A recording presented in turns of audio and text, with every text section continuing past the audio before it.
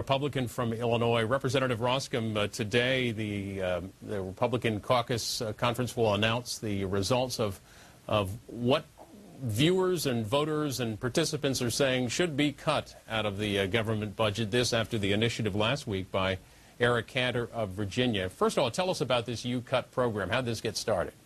Well, YouCut is a pretty straightforward initiative. Essentially, it's beginning to put choices before the American public who clearly understand and have come to the conclusion that spending is just outrageously out of control in Washington, D.C., and it has reached the point of just eclipsing all sense of reason, where the majority party right now has literally tripled the national debt over the next 10 years. Americans are rightfully concerned. So what YouCut proposes is simply putting 5 initiatives in front of the public and saying, look, why don't you go online, text, and make your choice, because cumulatively, we as a nation need to make choices about spending. And so there's 5 substantive proposals that are before the public, and the response has just been overwhelming. Nearly 250,000 people have responded since Thursday. So folks' heads are in the game, and I'm encouraged by that. And what we propose to do is later on this week offer an amendment on the House floor, offer an up or down vote to the House of Representatives based on the results of these really thoughtful cuts that have been proposed. So that up or down vote, that amendment will be something like you will have those five spending proposals in there that folks voted on, and the amendment would be something in the nature of we should cut this out of government. How would that work?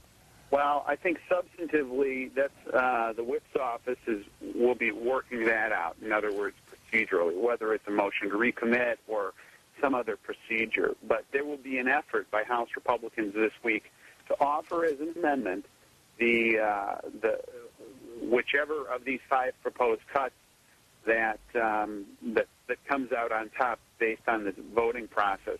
And I think there's a couple of things to keep in mind. One is it's an invitation for Americans to come back and re-engage the public and do it, re-engage their policymakers in ways that are really substantive.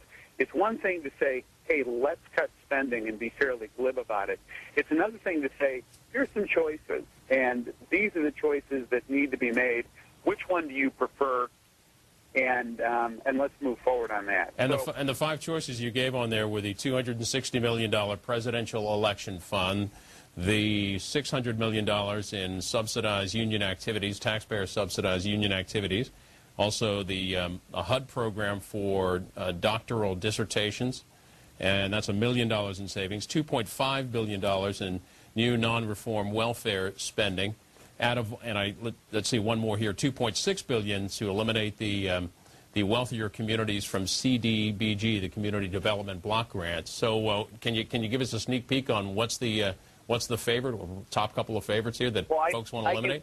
I can only tell you what I voted for because I don't know the results internally. I voted for cut number 2, and let me lobby your viewers a little bit.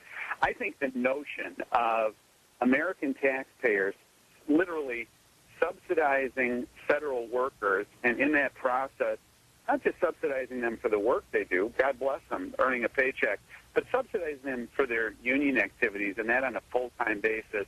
I represent a district in suburban Chicago, and there's just a huge disconnect between my constituents paying taxes to support that and the federal workers that are doing that work. So I voted for cut number 2. I put together a short little video that we sent out through our network.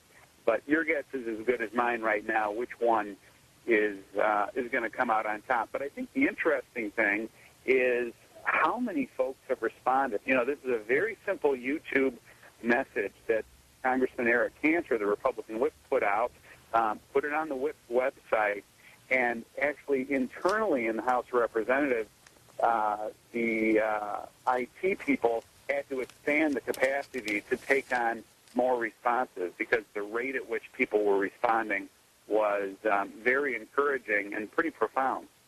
Roskam, one more thing. Outside of this list, outside of the YouCut list, where in particular do you think is the biggest piece of the government budget that you personally would vote for to cut?